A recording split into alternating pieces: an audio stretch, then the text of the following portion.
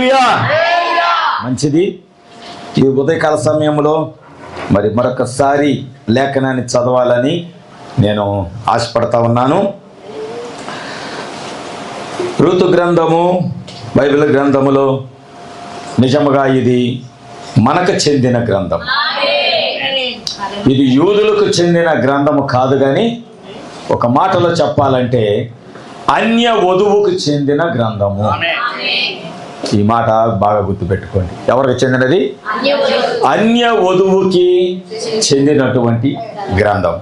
Right. ఎందుకు అన్య వధువుకు చెందిన గ్రంథము అంటే, ఈ గ్రంథములో మనకి పాత నిబంధన కనబడుతుంది, క్రొత్త నిబంధన కనబడుతుంది. ఈ గ్రంథములో ధర్మశాస్త్రము కనబడుతుంది, అలాగే కృపా నిబంధన కనబడతా ఉన్నది. ఈ గ్రంథములో యూదులకు రక్త సంబంధి అయిన యెహోవా కనబడుచున్నాడు. ఈ గ్రంథములో క్రొత్త నిబంధనకు చెందిన ఆయనే మనకు కూడా రక్త సంబంధిగా కనబడుచున్నాడు. ఈ మాటలన్నీ మీరు నోట్ చేసుకోండి, ఎందుకంటే చాలా ప్రాముఖ్యమైనటువంటి విషయాలు. నేను చాలా నిదానంగా ప్రవక్త చెప్పిన వర్తమానంలో నుంచి కొన్ని విషయాలు మీ మధ్యకి తేవాలని నేను ఆశపడుచున్నాను. ఈ ఉదయకాలపు వేళ ప్రభు మనతో మాట్లాడుతూ, మీ అందరికి ఆ స్టోరీ తెలుసు. ఏ స్టోరీ? నయోమి మోయాబుకి వెళ్ళటము, అక్కడ తన భర్తను తన కుమారులను కోల్పోవటము, ఆమె తిరిగి వచ్చేటప్పుడు ఒక కోడలు విడిచిపెట్టటము, ఒక కోడలు ఆమెను వెంబడించటము. ఈ స్టోరీ అంతా మీకు తెలుసు. ఇప్పుడు ఇక్కడికి వచ్చిన తరువాత, బెత్లెహేముకు వచ్చిన తరువాత, లేకపోతే యెరూషలేముకు వచ్చిన తరువాత, లేకపోతే దేవుని రొట్టెల గృహముగా పిలువబడుతున్నటువంటి ఆ శ్రేష్టమైన సమృద్ధి కలిగిన స్థలములోకి వచ్చిన తరువాత, లేదా రక్త సంబంధి నివసించు స్థలములోకి వచ్చిన తరువాత అక్కడ ఏం జరిగిందో ఈ రోజున మనం దేవుడు తన లేఖనం చేత మనతో మాట్లాడబోతున్నాడు. ఆమె అత్త ఇక్కడ నయోమి ఒక సేవకుడు అయి ఉంటే, నయోమిని సంఘ సేవకుడుగా, లేకపోతే దైవజనుడిగా, పాస్టర్గా, లేకపోతే నయోమి ధర్మశాస్త్రముగా, లేకపోతే నయోమి పాత నిబంధనగా మనము గనక ఇక్కడ లేఖనాన్ని మనం గుర్తించగలిగితే, ఈ పాత నిబంధనలో ఉన్నటువంటి లేఖనం అంతా కూడా ఎవరిని చూపిస్తా ఉన్నదంటే, ధర్మశాస్త్రములో ఉన్న ప్రవక్తలు పలికిన ప్రవచనాలు కానీ, ప్రైజ్ ది లార్డ్, అలాగే రాయబడినటువంటి లేఖనాలు కానీ, ప్రైజ్ ది లార్డ్, అలాగే దర్శనాల ద్వారా ప్రవక్తలకు తెలియజేయబడిన విషయాలన్నీ కూడా పాత నిబంధనలో ఉన్న లేఖనాలన్నీ ఎవరి వైపు చూపిస్తున్నాయంటే, క్రొత్త నిబంధనలో వచ్చిన యేసుక్రీస్తు వైపే చూపిస్తా ఉన్నాయి. ఆమేన్. ఇప్పుడు ఇక్కడ నయోమి తనతో ఉన్నటువంటి కోడలు, లేకపోతే రూతు అనేటటువంటి ఒక సంఘం, రూతు అనేటటువంటి ఒక అన్య సంఘము, ఆ సంఘముతో ఆమె ఒక పరిచయ పలుకులు ఆమె పలకటం ప్రారంభించింది. ఆమె ఏమేమి చెబుతుందంటే, మనకు ఒక రక్త సంబంధి ఉన్నాడు. ఆమేన్. ఇప్పుడు ఇక్కడ ఈ లోకంలో మనము జన్మించినప్పుడు అన్యులుగా జన్మించాము, అవునండి. ఈ లోకంలో పుట్టుకతో మనం క్రైస్తవులము కాము, అవునా. ఆయన మొదట ఇశ్రాయేలీలైన తన ప్రజల మధ్యకు ఆయన దేవుడిగా వచ్చి మోషేతో కూడా చెప్పాడు, మోషే నేను మీ దేవుడిని అయి ఉన్నాను, నేను ఇశ్రాయేలీల దేవుడను. ఆమేన్. ఆయన దేవుడని తను పరిచయం చేసుకున్నాడు, అవునండి. ఇప్పుడు ఇక్కడ ఆ ధర్మశాస్త్రమే, ఆ పాత నిబంధన గ్రంథమే ఇక్కడ అన్య వధువైన మనతో కూడా ఏమని మాట్లాడుతున్నది అంటే, వాక్యం ఏమని మాట్లాడుతుందంటే, అబ్రహాము దేవుడే మన దేవుడు, మోషే దేవుడే మన దేవుడు, ఆమేన్. ఇస్సాకు దేవుడే మన దేవుడు, ఇశ్రాయేలీల దేవుడే మన దేవుడు, అంతేకాదు ఏలియా దేవుడే మన దేవుడు. ఆమేన్. ఈరోజు అదే వాక్యము, క్రొత్త వాక్యము కాదు, పాత వాక్యమే. క్రొత్త లేఖనాలు కాదు, పాత లేఖనాలే. నయోమికి ఉన్న పాత రక్త సంబంధే. వాక్యాన్ని పట్టుకుంటున్నారా?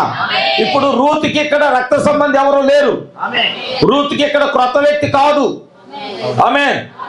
బోయజ్ అనేటటువంటి ఒక విమోచకుడు, బోయజ్ అనే ఒక రక్త సంబంధి, సమీప బంధువుడు రూతుకి క్రొత్త వ్యక్తి కాదు. ఆయన ఇదివరకే నయోమికి రక్త సంబంధి అయి ఉన్న మనుషుడై ఉన్నాడు. ఆమేన్. ఇప్పుడు ఏ వాక్యమైతే మనల్ని బలపరుస్తుందో, ఏ వాక్యమైతే మనల్ని రక్షిస్తుందో, ఏ వాక్యమైతే మనతో మాట్లాడుతుందో, ఏ వాక్యమైతే మనల్ని నిత్యత్వానికి నడిపిస్తుందో, ఇది క్రొత్తది కాదు. నమ్ముతున్నారా? ఇది క్రొత్తది కాదు. ఒకానొక దినమున లేఖనముతో నడిచిన హానోకును తీసుకొని వెళ్ళిన వాక్యమే ఈ రోజు మనలను కూడా నిత్యత్వములోకి నడిపించే వాక్యమై ఉన్నది. ఆమేన్. ఇది క్రొత్తది కాదు, ఇది పాతదే. Praise the Lord. మనకి దేవుడు కొత్తగా వాక్యాన్ని పరిచయం చేయటం లేదు, ఆయన పాత వాక్యాన్ని మన మధ్యకు తీసుకొచ్చుచున్నాడు. Praise the lord. అయితే ఈ రోజు ఇక్కడ ఒక ట్విస్ట్ ఒకటి ఉన్నది. ఈ రోజు ఇక్కడ ఒక విషయాన్ని మనం గమనించవలసినటువంటి అవసరత చాలా ఉన్నది. ఇక్కడ ఆమె ఏమంటుందంటే, ఇక్కడ ప్రవక్త ఏమని మాట్లాడుతున్నాడు, సమీప బంధువుడగు విమోచకుడు అనే వర్తమానములో ఆయన ఏమని మాట్లాడుతున్నాడంటే, నయోమి రూతుతో చెప్పుచున్నదంట, అతడు మన యొక్క బంధువు. Praise the lord. నీవు గనక అతని కటాక్షము పొందిన ఎడల.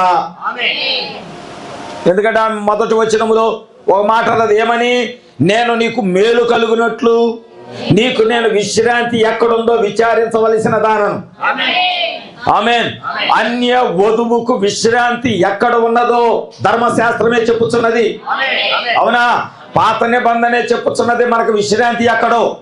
అవునా కదా? Praise the lord. దేవుడు కొత్త నిబంధనలోకి వచ్చిన తర్వాత కూడా ఆయన ఏమన్నాడు, ప్రయాసపడి భారము మోయిచున్న సమస్త జనులారా నా యొద్దకు రండి, నా యొద్దకు రండి, నా యొద్దకు రండి, అక్కడ మీకు విశ్రాంతి దొరికింది.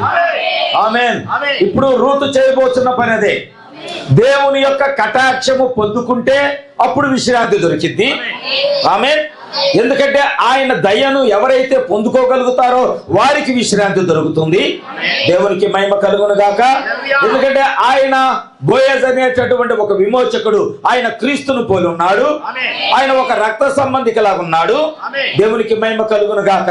అంతేకాదు ఆయన ఐశ్వర్యవంతుడై ఉన్నాడు, ఆయన గొప్పవాడై ఉన్నాడు, ఆ పొలమంతటి కూడా ఆయన యజమానుడై ఉన్నాడు, ఆ యవల కోతకు కూడా ఆయన యజమానుడై ఉన్నాడు.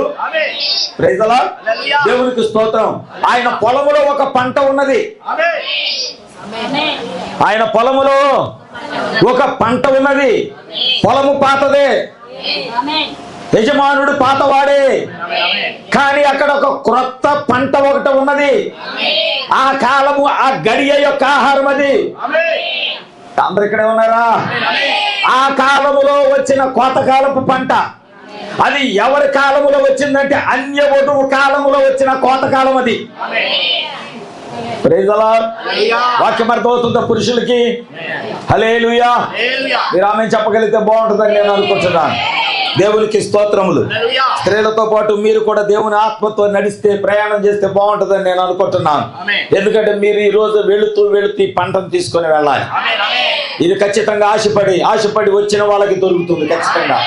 ఈ రోజు నేను దేవుని సన్నిధి నుంచి ఒక శ్రేష్టమైన పంటను తీసుకొని వెళ్ళాలని ఎవరైతే ఆశపడి వచ్చారో రూతులాగా, వారు ఖచ్చితంగా దేవుని యొక్క యవల పంటను, అంటే ఈ గడియ యొక్క వర్తమానం, ఆమేన్, ఈ సాయంకాలం యొక్క ఫ్రెష్ తాజా ఆహారాన్ని వాళ్ళు తీసుకొని ఇక్కడి నుంచి వెళ్ళబోతా ఉన్నారు. దేవునికి మహిమ కలుగును గాక. ఎందుకంటే ఆయన ఐశ్వర్యవంతుడై ఉన్నాడు, ఆయన గొప్పవాడై ఉన్నాడు, ఆయన తన పొలములన్నీ కూడా ఆ సమస్తము మీద ఆయన కనుదృష్టి ఉన్నది. అవునా? ఆయన ఆకాశములో నుంచి నరులందరినీ పరిశీలన ఆయన చేయుచున్నాడు. దేవునికి స్తోత్రం. అయితే ఆయన పరిశీలన చేయుచున్నప్పుడు నువ్వు ఈ రోజు ప్రశ్న వేసుకోవాలి, ఆయన దృష్టి నీ మీద ఉన్నదా? పొలములో ఉన్న అందరి మీద కాదు, మందిరానికి వచ్చిన అందరి మీద కాదు, ఆయన వెతుకుచున్నాడంట. Praise the lord. ఆయన వెతుకుచున్నాడు. ఈ రోజు సంఘము కోరుకోవలసినది అదే. అయ్యా, యజమానుడు ఇక్కడ ఉన్నాడు, ఆయన దృష్టిలో నేను ఉండాలి. దేవుని కను దృష్టిలో నేను ఉండాలి. నా ఇంటి వారు ఉండాలి, నా కుటుంబం ఉండాలి. దేవుని కను దృష్టిలో నా బిడ్డలు ఉండాలి. నువ్వు కోరుకొని రావాలి. Praise the lord. ఈరోజు సంఘం చేయాల్సింది అదే. ఎందుకంటే ప్రవక్త ఎవరు మాట్లాడుతున్నాడంటే ఆయన పెద్ద పెద్ద కట్టడాల మీద తన మనసును పెట్టలేదు, పెద్ద పెద్ద శిఖరాల మీద ఆయన తన మనసును పెట్టలేదు. లేకపోతే బైబిల్ ట్రైనింగ్ అయ్యి పెద్ద పెద్ద శిక్షణ పొందుకొని డాక్టర్లు, రెవరెండ్లు, లేకపోతే ఇంకేదో బిషప్లు అయినటువంటి వారి మీద ఆయన తన మనసును పెట్టలేదు. Praise the lord. ఆయన ఏం చేస్తారంటే వేరు వేరుగా ఆయన పురుషులను స్త్రీలను వెతుకుతూ ఉన్నారంట. వేరు వేరుగా ఆయన వేరు వేరుగా మనుషులను వెతుకుతున్నాడు. ఎవరు వెతుకుతున్నాడో తెలుసా? ఎవరైతే సమర్పించుకొని దేవుని సన్నిధికి వస్తారో, ప్రైజ్ ది లార్డ్, ఎవరైతే ఆయన కొరకు తీర్మానం చేసుకొని వస్తారో, ఎవరైతే తమ జీవితాలు పరిశుద్ధంగా మార్చుకోవడానికి, పవిత్రంగా తమ జీవితాలు సమర్పించుకోవడానికి వస్తారో, ప్రైజ్ ది లార్డ్, హల్లెలూయా. అంతేకాదు ప్రతి వాక్యాన్ని నేను నమ్ముతానని ఎవరైతే వస్తారో, వాక్యము చెప్పింది చెప్పినట్లుగా నేను నమ్ముచున్నాను ప్రభువా, ఈ రోజు నేను వాక్యముతోనే నిలిచి ఉంటాను ప్రభువా, ఎందుకంటే అది నీ వాక్యం అయి ఉన్నది కనుక నీ వాక్యాన్ని నేను దాటి వెళ్ళను ప్రభువా, ప్రతి వాక్యమును నేను చేర్చుకుంటాను ప్రభువా, ఎందుకంటే ప్రతి వాక్యానికి యజమానుడు నీవే కాబట్టి. ఆమేన్. ప్రతి వాక్యానికి దేవుడే యజమానుడు కాబట్టి, ఎందుకంటే ప్రతి వాక్యము ఆయనే పలికాడు కాబట్టి, ప్రతి లేఖనాన్ని ఆయనే పరిశుద్ధాత్మ ప్రేరేపణ చేత తన ప్రవక్తల చేత రాయించాడు కాబట్టి, ప్రతి దర్శనము దేవుని వలనే కలుగుతుంది కాబట్టి ఈ రోజున సంఘం ఏం చేయాలి తెలుసా? అలాగా దేవుని వాక్యముతో నిలిచి ఉండాలి. ఇప్పుడు దేవుని కనుదృష్టి వారిని వెతుకుతున్నది. మందిరంలో అందరి మీద కాదు, గుడికి వచ్చే అందరి మీద కాదు. అర్థమవుతుంది మీకు? అందరి మీద ఆయన తన కను దృష్టి ఉంచాలని ఆశపడటం లేదు. ఆయన వెతికే వారు ఎవరు?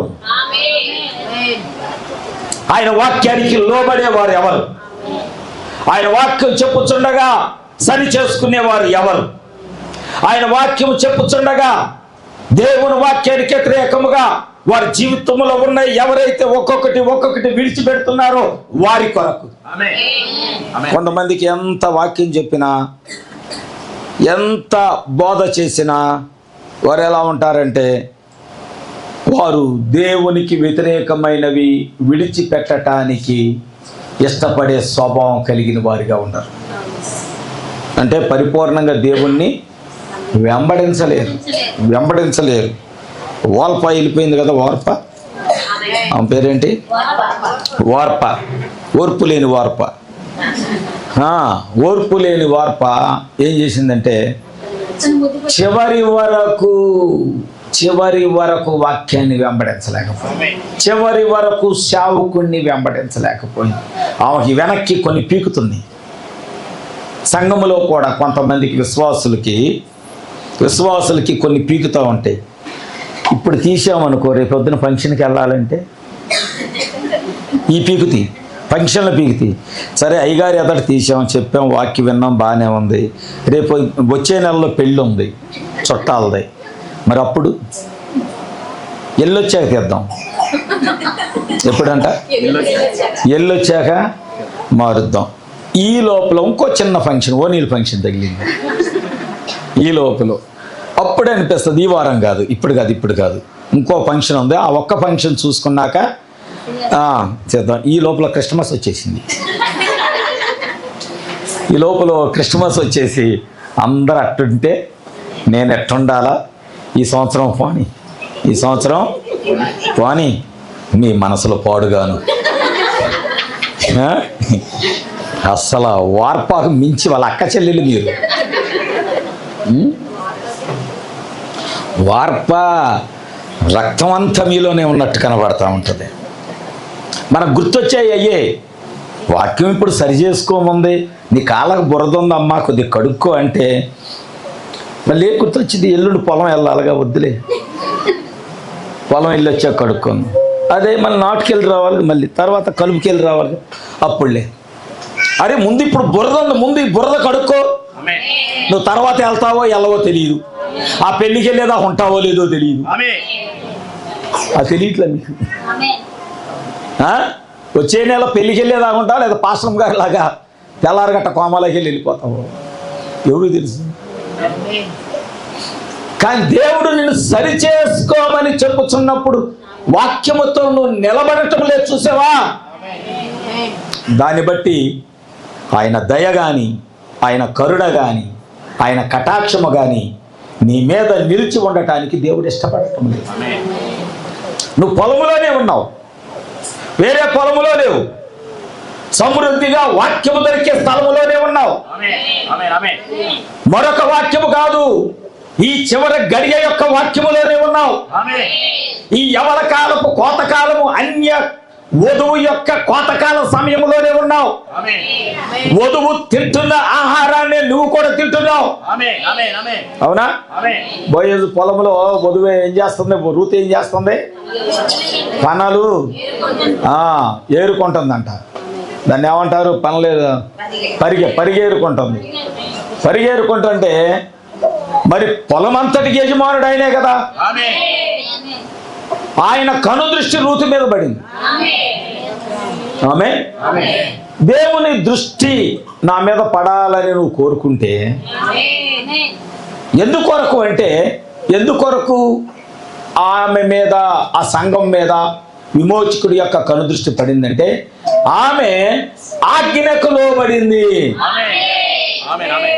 దేనికి లోబడింది? నేను ఇక్కడ మీకు 2వ వచనం చదువుదాం. ఎవని పరిగెత్తల యొద్ద నీ ఉంటివో ఆ బోయేజు మనకి బంధువుడు. ఇదిగో ఈ రాత్రి అతడు కళ్ళము ఎవల తూర్పారబట్టబోచున్నాడు. నువ్వు స్నానం చేసి తైలం రాసుకొని చదువు 5వ వచనం దాకా. నీ బట్టలు కట్టుకొని ఆ కళ్ళమునకు వెళ్ళుము. అతడు అన్నపానములు పుచ్చుకొనుట చాలించు వరకు నీవు అతనికి మరుగయుండుము. అతడు పండుకొనిన తరువాత అతడు పండుకొనిన స్థలమునకు గుర్తెరిగి లోపలికి పోయి అతని కాళ్ళ మీద నున్న బట్ట తీసి పండుకొనవలెను.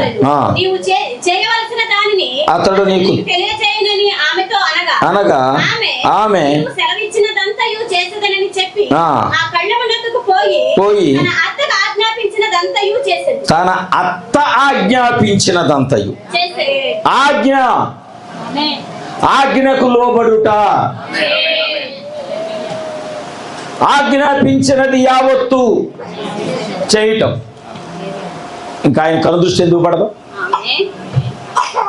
వాక్యమంతా నేను నెరవేరుస్తాను ప్రభు అంటే తన కనుదృష్టి నీ మీద ఎందుకు నిలవదు? ఈరోజు నువ్వు ఆలోచన చేయాల్సిందే. ఇందాక చెప్పా, ఆయన వెతికే వారిని, ఆయన కనుగొనే వారిని, ప్రైజ్ ది లార్డ్, ఆయన వాక్యము యొక్క పొలములో నివసించు వారిని. అంటే వాక్యము కాకుండా బయట తెలుసు, మనందరికి తెలుసు సంఘ శాఖల్లో వాళ్ళు ఎలాగా ఒక లేఖనం చదువుతారు, మిగిలినంత లోకములో ఉన్న విషయాలన్నీ బోధించి చివరిలో మరలా మొదట చదివిన అమ్మ మన మొదటి ప్రథమ లేఖనం ఏమిటి? వెరీ గుడ్, దేవుడు మనకి విశ్రాంతిని ఇస్తాడు, ప్రార్థన చేసుకున్నాం, అయిపోయింది. 1.5 గంట సమయం ఈ లోపల అయిపోయింది. ఈ లోపల వెనక నుంచి సంఘ పెద్దలు టైం చూసి చెప్తూ ఉంటారు, కానీ టైం అయిందని తెలుసు కదా మనకి ఆ పరిస్థితులని. కానీ ఇక్కడ అలాంటిది కాదు. ఆమె వాక్యమునకు లోబడినది. ఆమె వాక్యము కొరకు అంటే ఆహారము కొరకు ఆకలి దప్పులు కలిగి ఉన్నది. ఎందుకు వచ్చింది పొలంలోకి? ఊరికే సరదాగా వచ్చిందా? మీరు ఇక్కడ ఎంతమంది సరదాగా వచ్చారు చెప్పండి. ఇక్కడ సరదాగా వచ్చిన వాళ్ళకి ఏమీ దొరకదు. నా బైబిల్ చెబుతుంది, మత్తయి సువార్త 5వ అధ్యాయం 6వ వచనములు, నీతి కొరకు ఆకలి దప్పులు గలవారు ధన్యులు, వారు తృప్తి పరచబడు. మత్తయి సువార్త 5వ అధ్యాయం 6వ వచనం, నీతి కొరకు ఆకలి దప్పులు గలవారు ధన్యులు. నీతి అనగా వెనక పురుషులు మాట్లాడుతున్నా, నీతి అనగా మీదే వినపడుతుంది. నీతి అనగా వెనక వినపడతలా. నీతి అనగా చెప్తున్నారా? నీతి అనగా వాక్యము, వాక్యం అనగా దేవుడు. దేవుని కొరకు ఆకలి దప్పులు ఈరోజు నువ్వు కలిగి ఉండాలి.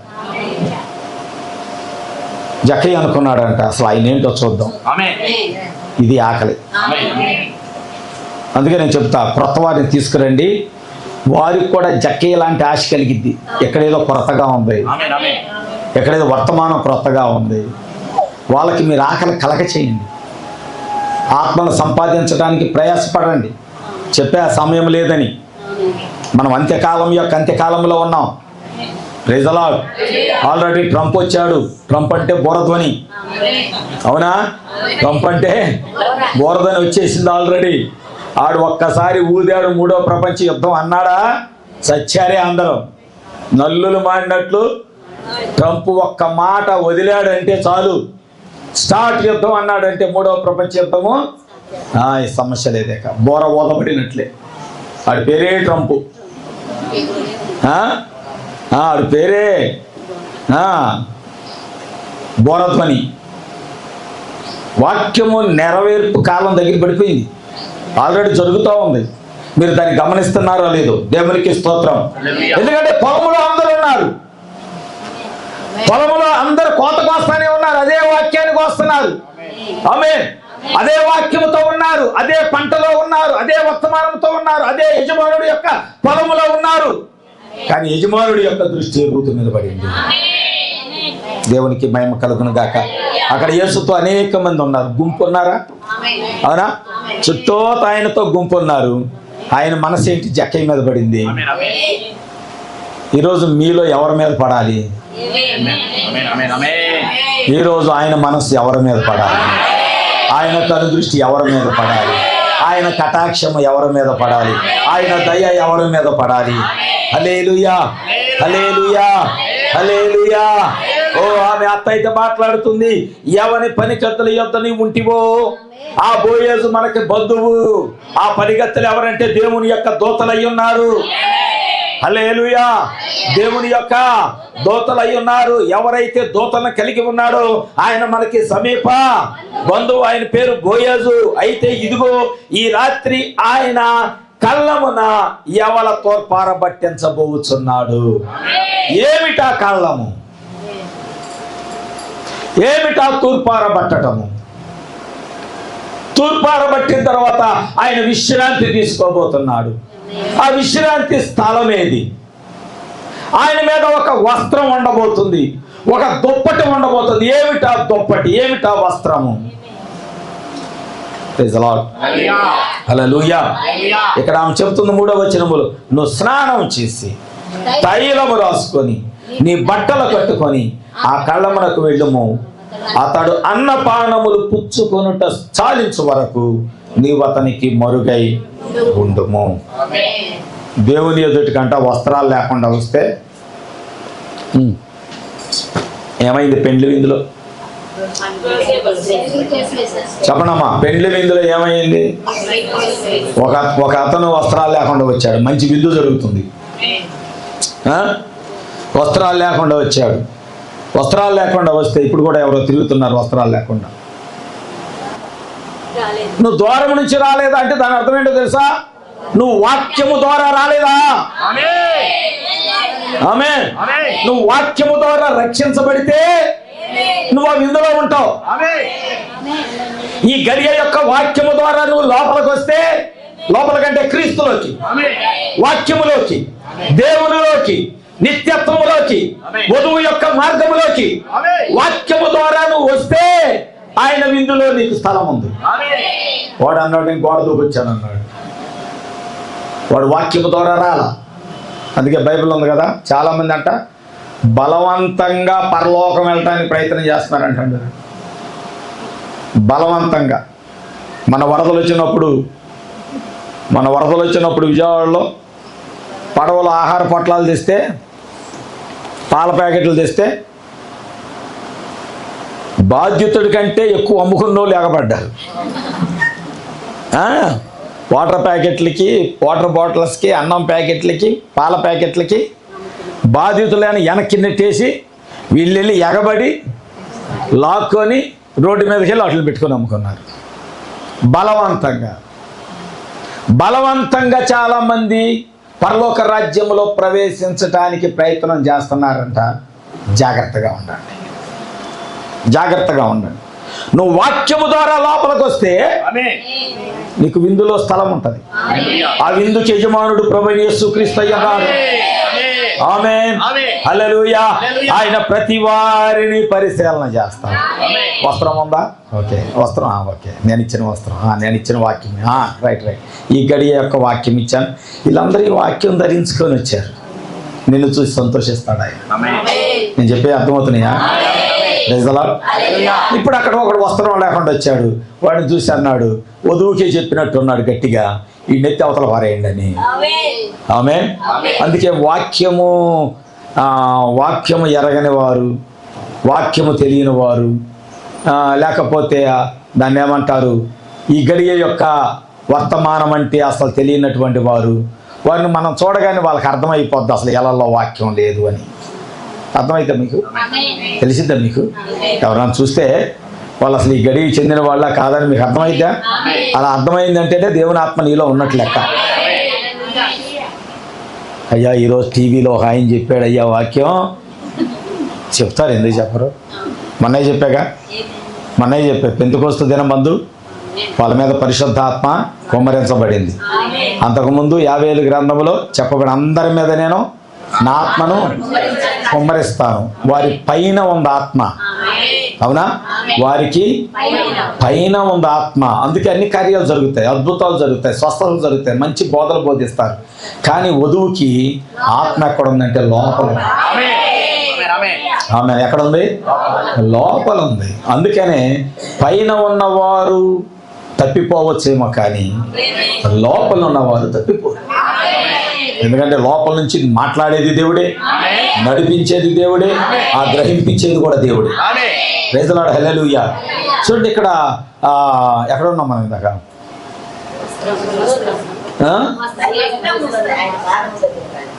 ఇంకా నేను రాలా ఆయన పాదాల దగ్గరికి. నాకు పాట పాడాను. రైట్. స్నానము చేసి వస్త్రాలు ధరించి, మీరు గమనించారు లేదు, యేసుక్రీస్తు ప్రభులు వారు చనిపోయి తిరిగి లేచిన తర్వాత మరలా ఆయన సముద్రపు తీర ప్రాంతంలోకి వెళ్ళాడు. అవునా? వెళితే అక్కడ ఒక ఓడలో శిష్యులు మరలా విడిచిపెట్టిన పనిని మరలా వలలు శుభ్రం చేసుకొని ఆ పారేసిన వలలన్నీ మళ్ళీ ఈ తలమాలలో కడుక్కున్నట్లుగా శుభ్రంగా కుట్టి బాగు చేసి మళ్ళీ వాగు రాగానే మళ్ళీ పరిగెత్తారు. ఎలాగానే ప్రభు ఎక్కాడు ఆ వాడలోకి. ఆ వాడలో ప్రభు ఎక్కి అన్నాడు, మీరు కాస్త లోతుకు నడిపించండి. ఏమంటున్నాడు? మీరు లోతుకు నడిపించండి. లోతుకు నడిపించమన్నప్పుడు వీళ్ళు అన్నారు వెంటనే వాళ్ళ జ్ఞానం అంతా వాడి, పాత జ్ఞానం ఉండగా చేప ఎట్ట నడిచిద్దో మాకు తెలుసు, చేప ఏ కోణంలో వెళ్ళిద్దో తెలుసు, ఎర్ర నేలకు వచ్చిద్దో తెల్ల నేలకు వచ్చిద్దో మాకు తెలుసు, ఎదురీదిద్దా ఇప్పుడు కిందకి వెళ్ళిద్దో మాకు తెలుసు. ఆ జ్ఞానం అంతా ఉపయోగించి ప్రభు దగ్గర వాళ్ళకి తెలిసిన సబ్జెక్ట్ అంతా చెప్పారు. ప్రభుగా అవసరమా? ఆయన ఆజ్ఞాపిస్తే ఎన్ని చేపలైనా వచ్చి పడతాయి. ఆమేన్. ఆయన ఆజ్ఞాపించాలే కానీ సముద్రంలో ఉన్న చేపలన్నీ సృష్టికర్త రాగానే లోపల నాట్యం ఆడుతున్నాయి అంట. ఆయన 153 చేపలకు ఆజ్ఞాపించాడంట, మీరందరూ వచ్చి వల్లో పడాలని. ఆమేన్. ఆయన మనస్సును ఎరిగిన చేపలు. ప్రభు అన్నాడంట, మీరు లోతుకెళ్ళి వల వేయండి. వాళ్ళు అన్నారంట, నీ మాట చొప్పున. ఈరోజు నువ్వు కూడా చేయాల్సింది అదేగా, అంతేనా? వేరేనా? ఆయన వాక్యం చొప్పునే చెయ్యాలా? లేదండి మేము ఎట్ట అనుకున్నాము, లేదండి అట్ట అనుకున్నాము, ఇది చెల్లిద్దా? వాళ్ళు ఇష్టం వచ్చినట్లు తెల్లవారులు ప్రయాసపడ్డారు, ఒక చెప్పలేదు. కానీ ఇప్పుడు వాళ్ళు ఒప్పుకుంటున్నారు, ప్రభా ఇప్పటి నుంచి నీ వాక్య ప్రకారం చేస్తాం, ప్రభా ఇప్పటి నుంచి ప్రభా నువ్వు చెప్పినట్లుగా మేము చేస్తాం. రుతు కూడా అదే అంది కదా, ఆమె ఆజ్ఞాపించినట్లుగా, నయోమి ఆజ్ఞాపించినట్లుగా. ఆ గడియ యొక్క వాక్యం ఏమి చెబుతుందో, నువ్వు వేరే పొలములోకి వెళ్ళొద్దు, వేరే స్థలములోకి వెళ్ళొద్దు, వేరే పంట నీకు కనబడినప్పటికీ అక్కడికి వెళ్ళొద్దు. మన రక్త సంబంధం ఒక ఆయన ఉన్నాడు, ఆయనకి విస్తారమైన పొలం ఉన్నది, ఆయన చేలో పంట ఉన్నది. నువ్వు ఆయన పొలములోకి తప్ప మరొక ఏ పొలములోకి వెళ్ళొద్దు. ఆ మంది దైవజనుడా నువ్వు చెప్పినట్లే చేస్తానయ్యా. నయోమి, ఓ అత్త నువ్వు చెప్పినట్లే నీ ఆజ్ఞ నేను పాటిస్తాను. ఆ గడియ యొక్క వాక్యాన్ని ఆమె నెరవేర్చినప్పుడు ఈ గడియ యొక్క వాక్యాన్ని నువ్వెందుకు నెరవేర్చవు? ఈ కాలం యొక్క వర్తమానము వధువు కొరకు పంపబడిన వాక్యమని నువ్వెందుకు అంగీకరించవు? 63లో మేఘమై క్రీస్తు మన మధ్యకు వచ్చి సంగమునకు వధువుకి ఆయన ఒక నిబంధన వాక్యాన్ని 7 ముద్రలతో కూడినటువంటి ఒక గ్రంథాన్ని వధువు కొరకు తీసుకొస్తే ఇది వధువు కొరకు పంపబడిన యవల కాలపు పంట ఉన్నదని నువ్వు ఎందుకు గ్రహించలేకపోతున్నావు? ఆమేన్. ఆ 7 ముద్రలకు యజమానుడు దేవుడై ఉన్నాడు. ఆమేన్. ఆ 7 ముద్రల యొక్క విషయాలన్నిటికీ ప్రతి క్రియకు దేవుడే యజమానుడై ఉన్నాడు. అవునా? ఆ పొలంలో ఉన్న ప్రతి గింజకి యజమానుడు ఎవరు? బోయజే, విమోచకుడే, రక్త సంబంధే. Praise the lord. ఇప్పుడు ఆమె నాకు ఆ పంటే కావాలని వచ్చింది. ఒకవేళ నువ్వు తప్పిపోతున్నావేమో, ఏ బోధ అయితే ఏంటండి, టీవీలో వచ్చే వాక్యం వింటే ఏమైద్దిలేండి, అక్కడ వాక్యం చెబుతున్నారు అక్కడికి వెళ్తే ఏమైద్దిలేండి, వాళ్ళేదో చెప్పారు అది వింటే ఏమైద్దిలేండి. నువ్వు అసలు వధువు యొక్క గుణలక్షణాలు నీలో లేవని అర్థం. ఆ స్వభావం నీకు ఉందంటే, అలాంటి మనసు నీకు ఉందంటే, నీకు రూతు యొక్క గుణలక్షణాల్లో ఒక్కటి కూడా లేదని అర్థం. ఎందుకంటే నువ్వు ఏ పొలంలో పడితే ఆ పొలంలో పంట ఏరుకోవటానికి సిద్ధపడతావు, ఏది పడితే అది వినటానికి ఇష్టపడతా ఉంటావు, ఏ బోధ పడితే ఆ బోధ చేర్చుకోవడానికి ఇష్టపడతావు. కానీ రూత్ అయితే అలా కాదు. తన అత్త ఆజ్ఞాపించింది వస్త్రము ధరించి ఆయన దగ్గరికి. అలాగేనమ్మా, వస్త్రంతోనే నేను వెళ్తాను.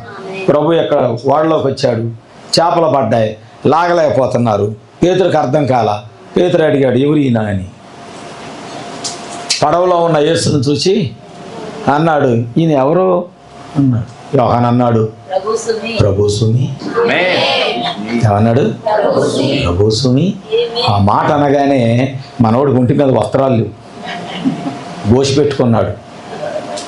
జాలరు కదా, సముద్రంలో తిరుగుతున్నాడు కదా, గోసి పెట్టుకున్నాడు. ఆయనకి వెంటనే లేఖనం ఎక్కడ కొట్టినట్టు ఉంది. వస్త్రం లేకుండా ఆయన ఎదుట ఎవడ కనబడితే వాడిని ఎత్తి సముద్రంలోనో, ఎత్తి చీకటి గుహల్లోనో, లేకపోతే అగ్ని గుండంలోనో పడవేయబడతాయి. గుర్తుకొచ్చి వెంటనే అక్కడ ఉన్న ఒక టవల్ తీసుకొని ముందు దాన్ని నేలల్లో పడేసి ఎగిరి నేలల్లోకి దిగి లోపలికి వెళ్ళిన తర్వాత వస్త్రం పెట్టుకున్నాడు. ఆ భయం ఉండాలి నీకు. దేవుని సన్నిధికి వచ్చేటప్పుడు నీతి క్రియలు లేకుండా నువ్వు వస్తే, వాక్యము యొక్క ఆకలి, వాక్యము యొక్క దాహం, వాక్యము యొక్క దప్పిక లేకుండా ఆయన ఎదుటకు నువ్వు వస్తే, ఆయన సన్నిధిలో నుంచి నువ్వు త్రోసివేయి పడతావనే పేతురుకున్నటువంటి భయమును కలిగి ఉండాలి. ఆ భయము లేకపోతే దేవుడు నిన్ను చేర్చుకోవడానికి కానీ, నిన్ను క్షమించడానికి కానీ, నీ ఎడల కరుణా కటాక్షాలు చూపించడానికి కానీ ఆయన ఇష్టపడటం లేదు. దేవునికి స్తోత్రములు. ఆమె కోరుకున్నది నేను ఆయన పొలములోకి వెళ్ళాలి. Praise the Lord.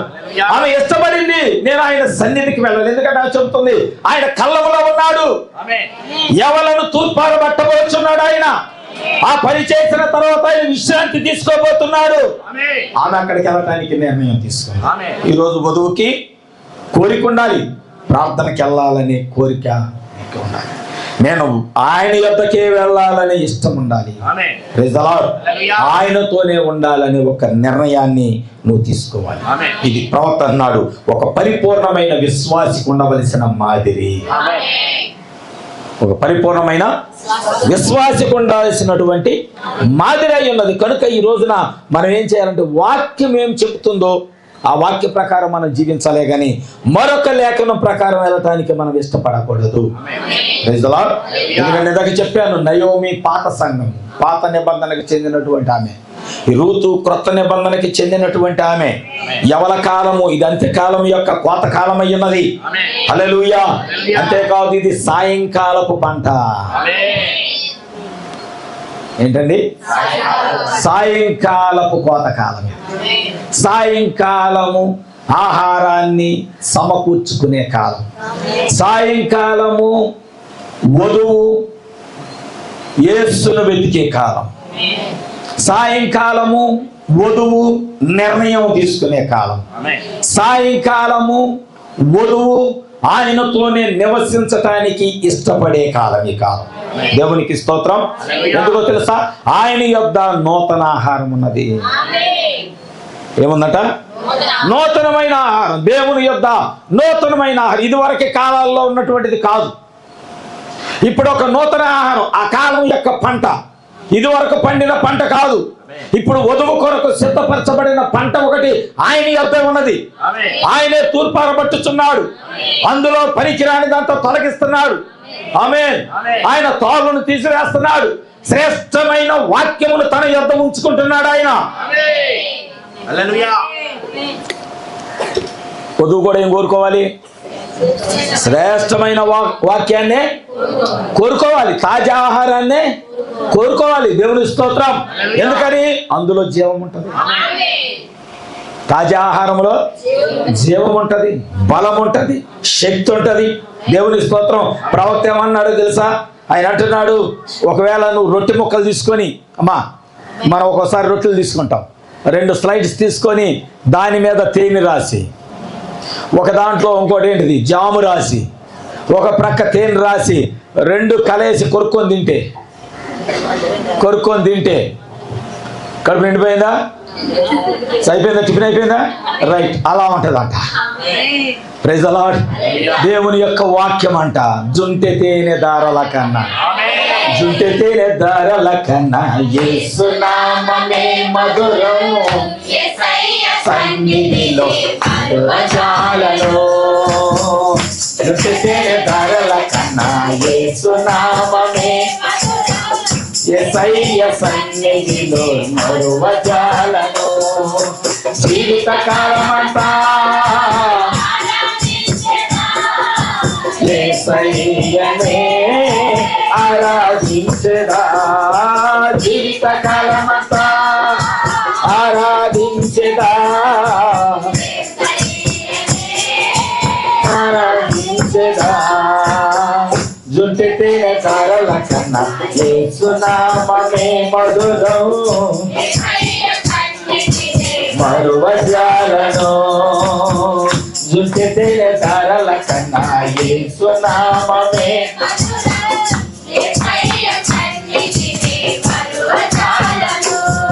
హల్లెలూయా. వధువు కొరకు సిద్ధపరచబడిన తాజా ఆహారం. దీని ప్రవక్త ఏమన్నా అంటే పక్షిరాజు ఆహారం ఏమన్నాడు? పక్షిరాజు ఆహారం అన్నాడు. ఈ రోజున పక్షి ఎప్పుడు చచ్చిపోయిందని తింటాం. పక్షిరాజు ఏం తింటది? బ్రతికున్న దాన్ని. మీరు ఎప్పుడైనా చూసారా? మీరు ఇప్పుడు అందరి చేతుల్లో ఫోన్లు వచ్చాయి. అది ఎక్కడో ఆకాశంలో ఉంటుంది. నీళ్ళల్లో ఉన్నటువంటి సజీవమైన చేప. సచ్చిన చేపను పట్టుకోదు అది. నీళ్ళలో ఎక్కడో లోతులో ఉంటుంది. ఆ చేప ఏ సమయానికి ఎక్కడ తెలియద్దో అది అక్కడి నుంచే తన కను దృష్టి పెట్టిద్దాడు.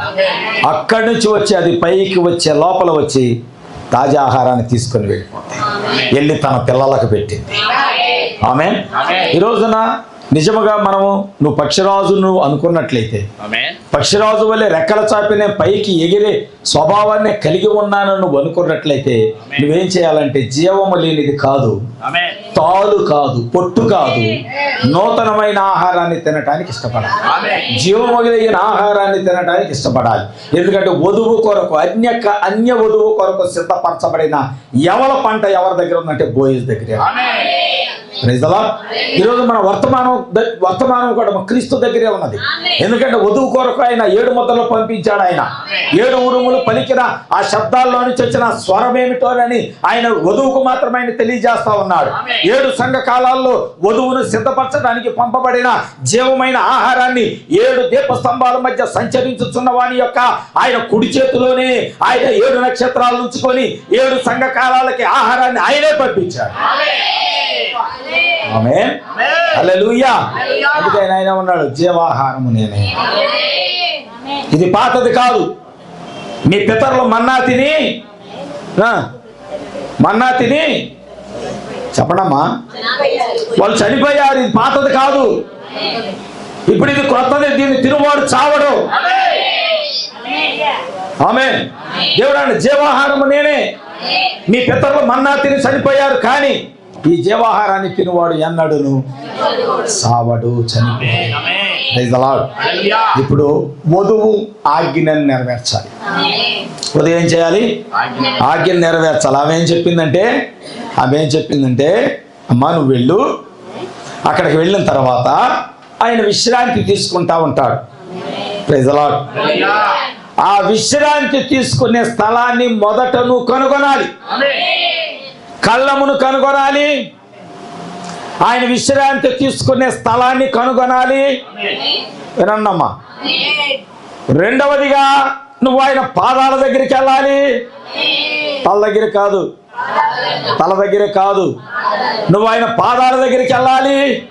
ఆయన మీద ఒక వస్త్రం ఉంటుంది, ఒక దుప్పటి ఉంటుంది. నువ్వు వెళ్ళి ఆయన పాదాల దగ్గరికి చేరి ఆయన మీద ఉన్న దుప్పటిని నీ మీదకి లాక్కోవాలి. Praise the Lord. హల్లెలూయా. లోకానికి అనిపిస్తుంది ఎక్కడేదో తప్పు జరుగుతుంది, లోకస్తులకు అనిపిస్తుంది అత్త కోడల్ని తప్పు మార్గంలో నడిపిస్తుంది. ఎంత రక్త సంబంధి అయితే మాత్రం ఒంటరిగా పండుకున్న పురుషుడి దగ్గరికి కోడలను పంపించి ఆయన మీద ఉన్నటువంటి దుప్పటిని తన మీదకి లాక్కొని ఆయన కటాక్షం పొందుకమ్మా, ఆయన దయను పొందుకమ్మా, ఆయన ప్రేమను పొందుకమ్మా అని ఇలాంటి పిచ్చి పిచ్చి మాటలన్నీ చెబుతుంది అత్త. ఇదేం అత్త, ఇదేం కోడలు, గడసరి అత్త, సొగసరి కోడలు. ఈ వాక్యం మనకు అలాగే అనిపిస్తుంది దేవుని ఆత్మ మనలో లేకపోతే. రూతు గ్రంథమే ఒక బూతు గ్రంథంలా కనబడిద్ది, అవునా? కానీ ఇక్కడ సందర్భం అది కాదు. Praise the lord. ఆల్రెడీ ఈమె యవన కాలములో ఉన్న విధవరాలు, అన్య వధువు యవన కాలములో ఉన్న విధవరాలు. తన భర్తను ఆమె లోకములో పోగొట్టుకున్నది. ఇప్పుడు అసలైన భర్తను ఆమె వెతకడం ప్రారంభించింది. Praise the lord. ఇప్పుడు చూడండి, మనము పాపాత్మురాలైన స్త్రీ, 5 భర్తలు ఉన్నారమ్మ నీకు, ఇప్పుడున్నవాడు కూడా నీవాడు కాడు. ఇప్పుడు ఆమెకి ఎవరు కావాలి? నిజమైన భర్త కావాలి, దేవునికి నిజమైన భార్య కావాలి. ఆమెకేను నిజమైన భర్త కావాలి, దేవునికి నిజమైన భార్య కావాలి. ఈరోజు మనం ఎలా ఉంటున్నాం? మందిరానికి వస్తున్నాం, వెళ్తున్నాం, పొలంలోకి వస్తున్నాం, ఆ కోతకు వస్తున్నాం, వెళ్తున్నాం, వాక్యం వింటున్నాం, వెళ్తున్నాం. ఒక్కరోజైనా ఆయన కనుదృష్టిలో నువ్వు పడ్డావా? ఫస్ట్ పరిశీలన చేసుకో. ఆయన కనుదృష్టిలో నువ్వు పడ్డావా? ఆయన కనుదృష్టిలో పడటం అంటే వాక్యాన్ని నెరవేర్చటం, ఆజ్ఞను నెరవేర్చటం. ఈ గడియ యొక్క వాక్యం, ప్రభా నువ్వే చెబుతావో, సర్వసృష్టికి వెళ్ళి సువార్త ప్రకటించమన్నావు, అది చేస్తానయ్యా. లోబడతాను ప్రభా. రూతు నయోమికి లోబడినట్లుగా ఆమె చెప్పిన ఆజ్ఞాపించిన యావత్తు చేసిందా? నోవహు ఏం చేశాడు? దేవుడు ఆజ్ఞాపించిన యావత్తును చేశాడా? ఆమె యెహోషువ ఏం చేశాడు? దేవుడు చెప్పిన యావత్తును చేశాడా? Praise the Lord. హల్లెలూయా, హల్లెలూయా. నువ్వెందుకు చేయలేకపోతున్నావు? ఆయన ఆజ్ఞలు ఎందుకు నెరవేర్చలేకపోతున్నావు? ఆయన వాక్యాన్ని ఎందుకు పాటించలేకపోతున్నావు? ప్రభా నీ వాక్యం నాకు కావాలని ఆకలేదు నీలో. ఈరోజు ఒక వాక్యం దొరికిద్దని వస్తున్నావంతే. నువ్వు మందిరానికి ఎందుకు వస్తున్నావంటే ఈరోజు ఒక వాక్యం దొరికింది, అది ఆకలి కాదు. విజయవాడలో వెళ్తూ ఉంటే రోడ్డు మధ్యలో ఒక ఇసుక బస్తా ఉంటుంది. ఆ ఇసుక బస్తాకి ఒక కర్ర కట్టి ఉంటుంది. ఆ కర్రకు ఒక ఫోటో పెట్టి ఉంటుంది, చచ్చిపోయిన ఆయన ఫోటో. కింద ఏముంటాయి అంటే ఈ సందులో భోజనాలు పెట్టబడుతున్నాయి. ఫోటో ఉంటుంది, ఫోటో కింద యారో మార్కు పెడతాడు, ఈ సందులో అంటే ఆయన సందర్భించిన భోజనాలు పెట్టబడుతున్నాయి అంతే. ఆ బోర్డు చూసేవాళ్ళు చాలామంది ఉంటారు, రోడ్ల మీద బోర్డులు ఎక్కేవాళ్ళు చాలామంది ఉంటారు విజయవాడలో. మీకు తెలియదు, అసలు చుట్టాలు రాకముందే ప్లేట్లు ఖాళీ అయిపోతాయి ఇక్కడ బొచ్చులో. అర్థమైందా? అలా తినడానికి వెళ్ళిపోయి కడుపు నిండగానే అలా వస్తున్నావా? ఈరోజు మందిరానికి వెళ్తే ఒక వాక్యం దొరికిద్ది, ఈరోజు ప్రార్థనకి వెళ్తే ఒక వర్తమానం దొరికిద్ది, తినేసి వెళ్ళిపోదాం, దేవుడు ఎవరో పాస్టర్ ఎవరో అక్కడ పని ఏంటో ఆ గుడి ఏంటో మనకెందుకు. ఉన్నారు, విజయవాడకి చెందిన వాళ్ళు ఉన్నారు ఇక్కడ, లేరా జడ్జి గారు? ఉన్నారు. ఆ గుడి సంగతి మనకెందుకు, అది జరుగుతానే ఉంటే మన కళ్ళు మూసుకొని నిద్రపోయే లోపల స్లాబ్ అయ్యింది, మళ్ళీ నిద్రపోయి లేచే లోపల ఓపెనింగ్ కూడా అయిపోద్ది అనుకునే వాళ్ళు ఉన్నారు విజయవాడ. అందుకొరక మందిరానికి వచ్చేది ఆకలేది, ఆకలేది. నీ కొరకు నేను జీవిస్తాను ప్రభా, ఆకలేది. నీ వాక్యం ఉన్నది ఉన్నట్లుగా నెరవేరుస్తాను ప్రభా, ఆకలేది. ఈ గడియ యొక్క వర్తమానం నువ్వు రక్షించబడాలంటే అపోస్తలులు 2:38 ప్రకారం ప్రతివాడు ప్రభువైన యేసుక్రీస్తు నామములో పాప క్షమాపణ నిమిత్తం మారు మనసు పొంది బాప్తిసం తీసుకోవాలి అనేటటువంటి ఆజ్ఞను నేను పాటిస్తానయ్యా, నెరవేరుస్తానయ్యా, వాక్యము ఉన్నది ఉన్నట్లుగా నెరవేరుస్తానని ఋతువలే నిర్ణయం ఏది ఇక్కడ? ఇంకా బాప్తిసం తీసుకొని వాళ్ళు చాలామంది ఉన్నారు, వాక్యానికి లోబడని వారు చాలామంది ఉన్నారు. ఋతువలే నిర్ణయం నిర్ణయం తీసుకొని దేవుని కొరకు నడవాలని ఆశ చాలామంది కనపడటం లేదు. మీకు ఆశ ఉండాలి. ఎవరు తృప్తిపరచబడతారు? ఆకలి దప్పులు గలవారు. నీకు ఆకలి లేదు, వాళ్ళు ఏదో పెట్టారని వెళ్ళావంతే, బోర్డు కనపడిందని వెళ్ళావు, ఆదివారం వచ్చింది కాబట్టి వచ్చావు. ఆకలేదు, వాక్యం కొరకు ఆకలేదు. ప్రభువా నీ కొరకు నేను జీవిస్తాను, నా కొరకు పంపబడిన వాక్యం, నా కొరకే నువ్వు తూర్పారబట్టి శ్రేష్టమైన వాక్యాన్ని సిద్ధపరిచి ఉంచావు, నా కొరకే తూర్పారబట్టి పనికిరాని చెత్తనంతా తొలగించావు అయ్యా, పనికిరానటువంటి తోలనంతా తీసేసావు ప్రభా, మనుషుల యొక్క పిట్టకథలు తీసేసావు. ఇదివరకు నేను అలాగ ఉండేదాన్ని, ఇదివరకు అలాగ మనుషుల యొక్క బోధలో ఉండేదాన్ని, ఇదివరకు మనుషుల యొక్క మెప్పు కొరకు ఎదురు చూసే వ్యక్తిని, కానీ ఇప్పుడైతే నా రక్త సంబంధి యొక్క తూర్పారబట్టబడిన శ్రేష్టమైన లేఖనము, శ్రేష్టమైన వాక్యము, ఈ గడియకు పంపబడిన తాజా వాక్యము, అన్య వధువు కొరకు తూర్పారబట్టబడిన వాక్యం ఒకటి నా కొరకు సిద్ధపరచబడిందని ఆశతో నీ సన్నిధికి నేను వస్తున్నాను ప్రభువా అనే ఆశ ఈరోజు నీలో ఉండాలి. అది ఎవరిలో ఉందంటే రూతులో ఉంది, అన్య వధువులో ఉంది. ఈరోజు మనలో ఏది? వస్తున్నాం వెళ్తున్నాం. కానీ సంగమా, ఈరోజు ఈ లేఖనం యొక్క భావం ఏంటంటే అన్య వధువు దేవుని కృపను ఎలా పొందుకుంటుందో ఇక్కడ కనుక మనం లేఖనంలో చూసినట్లయితే నిజంగా ఆమె మోయాబు నుంచి వెలివేయబడినది. అవునా? మోయాబు నుంచి వెలివేయబడినది. ఒకవేళ లోకములో, ఇప్పుడు వినండి, లోకంలో ఒకవేళ ఇక్కడ ప్రార్థన రావటాన్ని బట్టి మీరు అవమానాలు కూడా పొందుకొని ఉండుంటారు, మీ రక్త సంబంధికుల దగ్గర కూడా నిందలు పొందుకొని ఉండుంటారు. ఏంటి అలా ఉన్నారు ఒకసారి అంట, జాగ్రత్త వినండి, నోవహు వాక్యం చెప్పాడంట. వాక్యం చెప్పి ఆయన ఏం చేశాడంటే, ఆకాశంలో నుంచి వర్షం రాబోతుంది, వరద రాబోతుంది, కాబట్టి మీరు సిద్ధపడండి, లోకం నాశనం కాబోతుంది అని చెప్తే పైకి ర్యాకెట్లు పంపారంట. వింటున్నారా? పైకి ర్యాకెట్లు పంపారంట. ర్యాకెట్లు పంపితే వాళ్ళకేం కనపడాల. శాస్త్రజ్ఞులు పంపించారంట, వాళ్ళకు కూడా ఒక్క చుక్క కనపడ, మేఘం కనపడదు ముందు మేఘం కనపడలేదు, సూచన లేవు, అసలు మేఘం లేవు. తర్వాత ప్రయోగాలు చేసే వాళ్ళనే పంపించారంట, అక్కడ కూడా వాళ్ళకి మేఘాలేవి కనపడలేదంట.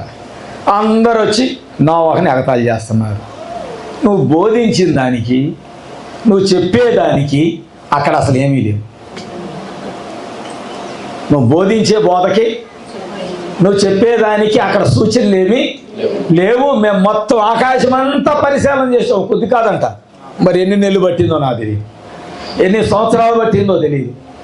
రుజువు చేసుకోవడానికి వెళ్ళారంటే ఇతను చెప్తుంది నిజమా కాదా అని వెళ్ళి అందరినీ పరిశీలన చేసుకొని వస్తే నోవహు ఏమన్నాడు తెలుసా? నోవహు ఏమన్నాడు తెలుసా?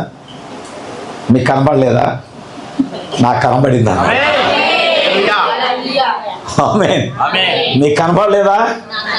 ఇది ప్రత్యక్షత. నిన్ను అనొచ్చు, ఎగతాళి చేయొచ్చు, ఏంటి అట్లున్నారు, ఎట్లున్నారు, ఇలా ఉన్నారు, అలా ఉన్నారు అని రకరకాలుగా మీరు ఎలా అనొచ్చు. కానీ మీరు చెప్పాలి, ఆ ప్రత్యక్షత ఏదో మాకే తెలుసు. మీకు తెలియకపోవచ్చు, వాక్యం మీకు తెలియకపోవచ్చు, దేవుడు అంటే మీకు తెలియకపోవచ్చు, ఈ గడియ యొక్క వర్తమానం అంటే ఏంటో మీకు తెలియకపోవచ్చు, కానీ నాకు తెలుసు. నాకు తెలుసు.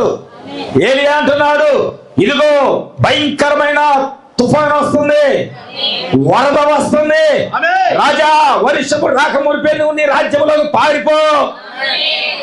రాజుకు అర్థం కాల, ఏం తెలియట్లేదు కదా, ఎక్కడుంది ఆ సూచన లేదు, ఏం కనబడటం లేదు. శిష్యుడు పంపించాడు, శిష్యుడు వెళ్ళాడు, చూశాడు, అయ్యా దైవజనుడా ఏమీ కనపడతల్లా. కానీ ఆయన అంటున్నాడు నాకు వినబడుతుంది, ఆయన అంటున్నాడు నాకు కనబడతల్లా, ఈయన అంటున్నాడు నాకు వినబడుతుంది. విస్తారమైన వర్షం వస్తున్న శబ్దము ప్రవక్తకి వినబడుతుంది. ఈ రోజు ఈ కాలం యొక్క వర్తమానం కూడా నీ చెవులకు అలాగే వినబడాలి. లోకానికి వినబడకపోవచ్చు, లోకానికి ప్రత్యక్షత తెలియకపోవచ్చు, కానీ నీకు తెలిసి ఉండాలి. హల్లెలూయా, హల్లెలూయా. ఈ గ్రంథము యొక్క మర్మము లోకానికి తెలియకపోవచ్చు, కానీ అన్య వధువు యొక్క గ్రంథము నీకు తెలుసు. నువ్వు చెప్పాలి, ఆ కళ్ళం ఏంటో మాకు తెలుసు, ఆ తూర్పార పట్టడం అంటే ఏంటో మాకు తెలుసు. ఆయన తూర్పార పట్టిన తర్వాత ఆయన పాదాల దగ్గర పడిన ఆ జీవపు గింజలేదా తాజా ఆహారం ఏదో నాకు తెలుసు. ఆయన మీద కప్పబడిన వస్త్రం ఏమిటో మాకు తెలుసు.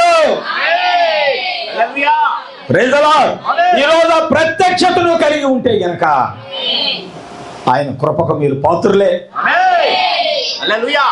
ఆయన కృపకు మీరు పాత్రులే. అందుకే ఆయన అన్నాడు, జీవాహారం నేనే, ఇది నూతనమైన ఆహారం, నేను మీకు నూతన ఆహారాన్ని ఇచ్చుచున్నాను. నా శరీరమును తిని నా రక్తము తాగువాడే నిత్య జీవం కలవాడు, నిత్య జీవానికి వారసు. ఆమేన్. నువ్వు ఎందుకు ఆ మాటను పట్టుకోలేకపోతున్నావు? అత్త చెప్పింది, నువ్వు వెళ్ళి అక్కడ ఆయన పొలంలో ఆయన పాదాల దగ్గర తప్ప నువ్వు ఎక్కడికి వెళ్ళొద్దు. నువ్వు ఈరోజు నువ్వు చేయాల్సిన పదే అదే, నువ్వు ఆయన తల దగ్గరికి కాదు, నువ్వు ఆయన పాదాల దగ్గరికి. ఎక్కడికి వెళ్ళాలి? ఆయన ఎక్కడ ఉన్నాడో కనుగొనాలి. ఇది కూడా ప్రాముఖ్యమైనదే. ఆయన ఎక్కడ ఉన్నాడో, ఆయన వాక్యం ఎక్కడ ఉన్నదో, తాజా వాక్యం ఎక్కడ ఉన్నదో నువ్వు కనుగొనాలి. అలా కనుగొంటే సీమోన్ ఇంట్లో ప్రభు ఉన్నాడంట. సీమోన్ ఇంట్లో ప్రభు ఉన్నాడు. ఇప్పుడు అక్కడ చాలా మంది ఉన్నారు. జాగ్రత్తగా వినండి. కృపకు ఎవరు పాత్రులు అవుతారో చెప్పబోతున్నారు. కృపకు ఎవరు పాత్రులు, కృపకు ఎవరు పాత్రులు. మొదట మీరు రూతు దగ్గర చూసారా?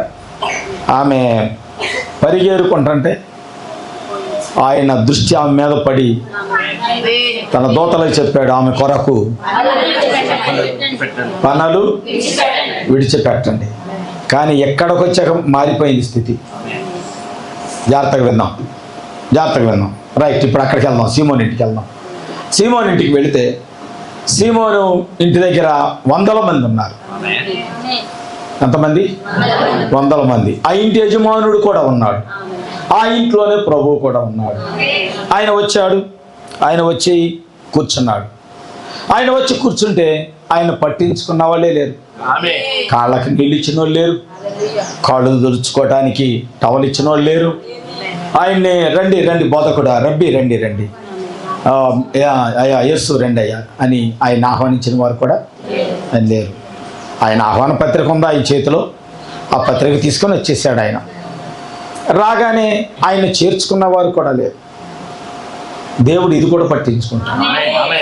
నీ ఇంటికి దేవుడు వచ్చినప్పుడు ఎంత విలువిస్తున్నావో అది కూడా దేవుడు పట్టించుకుంటాడు. చిన్న విషయం పట్టించుకుంటాడు ఆయన. ఆమేన్. Praise the Lord. నువ్వు ఆయన దగ్గరికి వచ్చినప్పుడు, ఆయన నీ దగ్గరికి వచ్చినప్పుడు నువ్వు ఎంత గౌరవం ఇవ్వాలో, ఎంత మర్యాద ఇవ్వాలో, ఎంతగా చేర్చుకోవాలో, ఎంతగా ప్రేమించాలో, ఎంతగా ఆహ్వానించాలో, ఎంతగా ఆయనకు కావలసిన మర్యాదలు చెయ్యాలో అన్ని పట్టించుకుంటాడు. ఒక్కసారి పట్టించుకున్నందుకే అబ్రహాముకి గొప్ప వాగ్దానం ఇచ్చేటాడు. ఆమేన్. ఒక్కసారి పట్టించుకున్నందుకే రాగానే కాళ్ళకి నీళ్ళు ఇచ్చి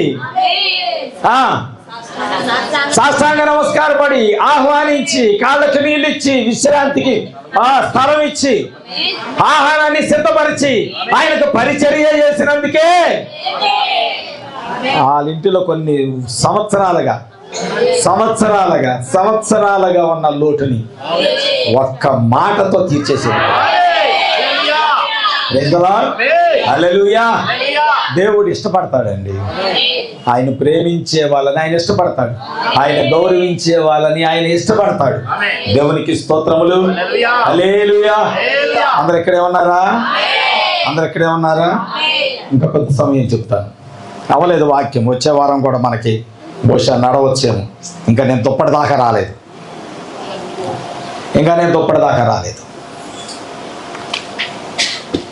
ఈరోజు అంశమే కప్పబడిన దుప్పటి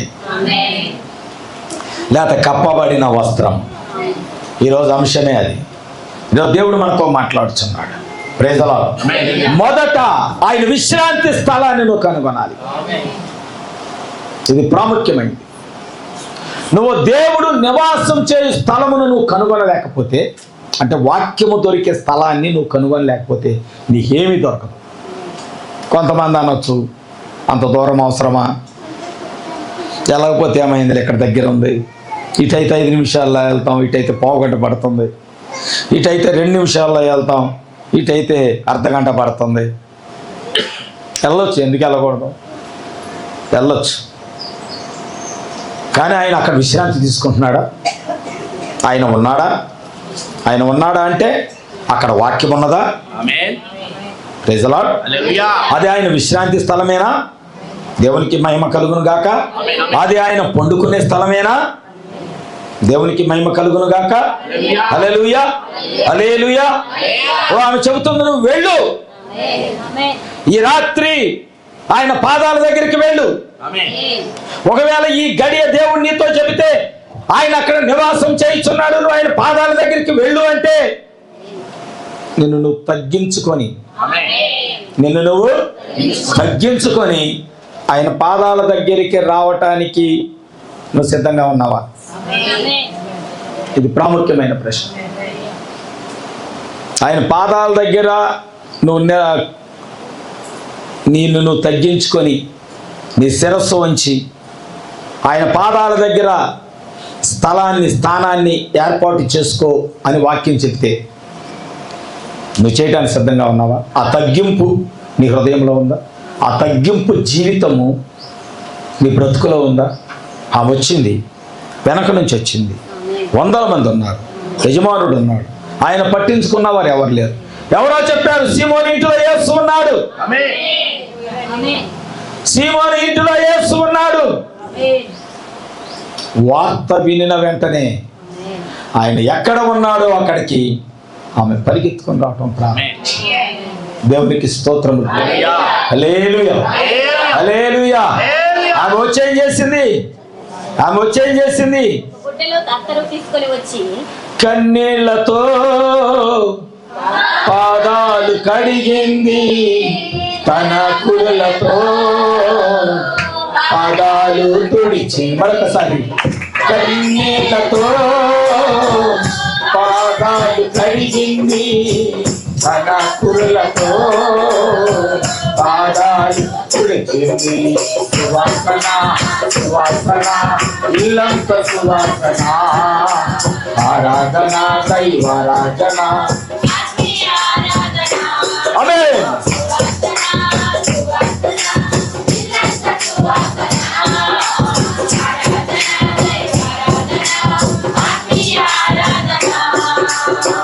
ఆలోచన పంచిలో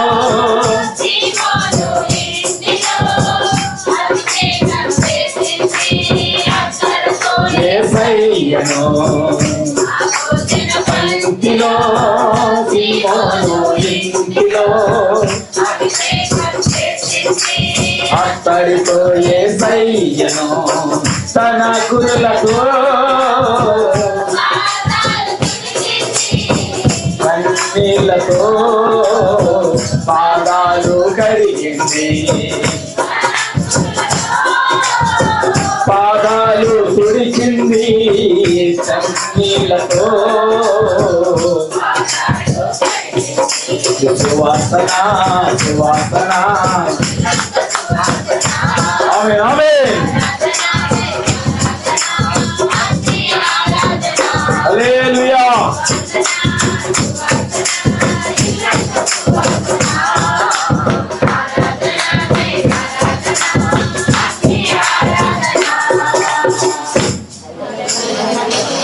ఆయన ఎక్కడ ఉన్నాడో కనుగొనుట ఇది వధువు లక్ష్యం. ఎక్కడ పడితే అక్కడికి వెళ్ళదు వధువు, ఎక్కడ పడితే అక్కడ పరిగెడతాం. అర్థమైందా? వధువు ఎక్కడ పడితే అక్కడికే పరిగెత్తుతాం. ఆయన ఎక్కడ ఉన్నాడు అక్కడికి. ఆమె వెనక నుంచి వచ్చి ఏ స్థలం కోరుకుందామే, ఏ స్థానాన్ని కోరుకున్నది, ఏ స్థానాన్ని కోరుకున్నది, ఏ స్థానాన్ని? ఆయన తల, ఆయన భుజము, ఆయన నడుము, ఆయనకి సమానంగా. నేను దేవునితో సమానంగా నిలబడ్డానండి.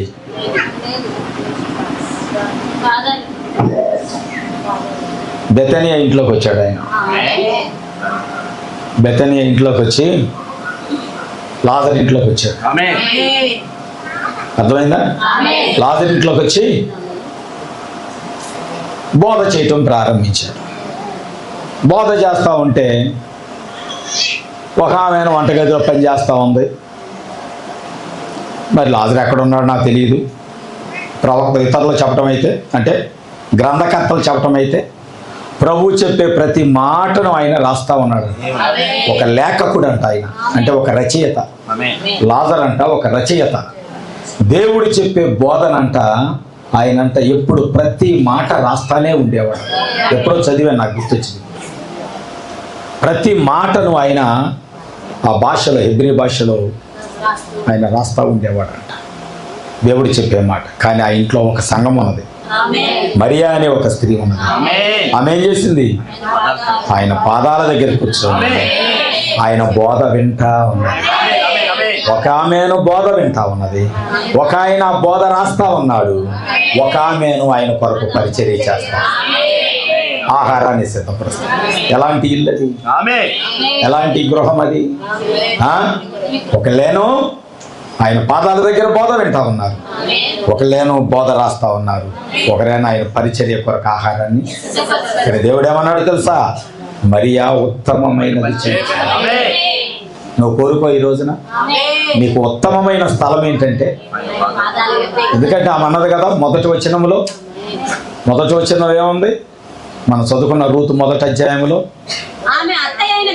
నయోమి నా కుమారి నీకు మేలు కలుగునట్లు, నీకు మేలు, నీ స్థలం, నీకు మేలు కలిగే స్థలం చూపిస్తున్నాడు, నీకు మేలు దొరికే స్థలం చూపి. గర్వించొద్దు, గర్వం రాని ఎదు, నువ్వు ఎంత ఎత్తుకన్నా ఎదు, గర్వం రాని నేను పడేస్తుంది. ఒక రోజున నిన్ను కిందకు పడేస్తుంది. ఉండదు ఏది కూడా ఈ భూమి మీద శాశ్వతమైనది ఏది. టాటా చనిపోయాడు తెలుసా మీకు? తెలుసా? ప్రపంచములో ఉన్న అన్ని దేశాలలో ఆయనకు బిజినెస్లు ఉన్నాయి. ఇప్పుడు తిరిగే టిప్పర్లు కూడా ఆయనయే, పెద్ద టిప్పర్లు. గుండు సూదితో వ్యాపారం ప్రారంభించినోడు.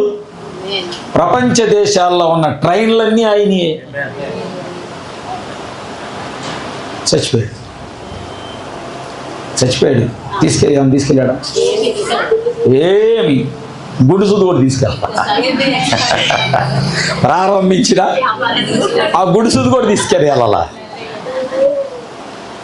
ఎంతన్నా సంపాదించు, అన్ని వదులుకొని వెళ్ళాల్సింది. కానీ నీకు మేలైన స్థలం ఏదన్నా ఉందంటే అది ఆయన పాదాల దగ్గర. ఉత్తమమైన స్థలం ఏదైనా ఉన్నదంటే ఆయన పాదాల దగ్గరే. నీకు క్షమాపణ దొరికే స్థలం ఏదైనా ఉన్నదంటే అది ఆయన పాదాల దగ్గరే. హల్లెలూయా. కల్వరి శిలువలో ఎప్పుడైతే ఒక భటుడంట ఆయన చనిపోయాడో లేదో ఆయన ప్రక్కలో పడిస్తే ఆ గుండెలో నుంచి రక్తము, నీరు, చీము కారి ఆయన మీద పడ్డాయంట. ఆ కళ్ళ మీద పడగానే ఆయన పొరలన్నీ తెలుసుకున్నాడు.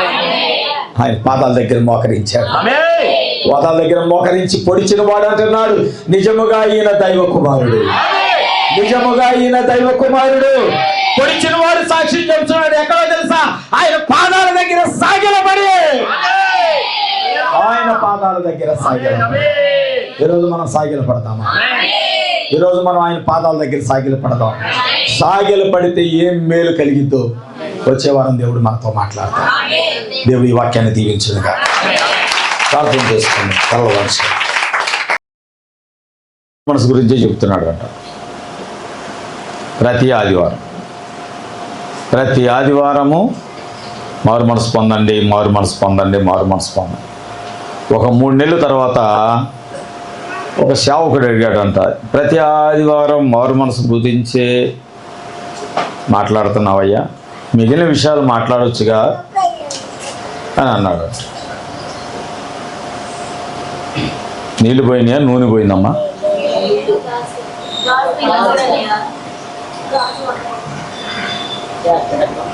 గట్టికి దెయ్యాన్ని తెచ్చినట్టున్నారు ఇవాళ ఎవరు చూసారు. వెన్న పట్ల ఆమెను కూడా అన్నీ ఇట్లా ఈ మాటలో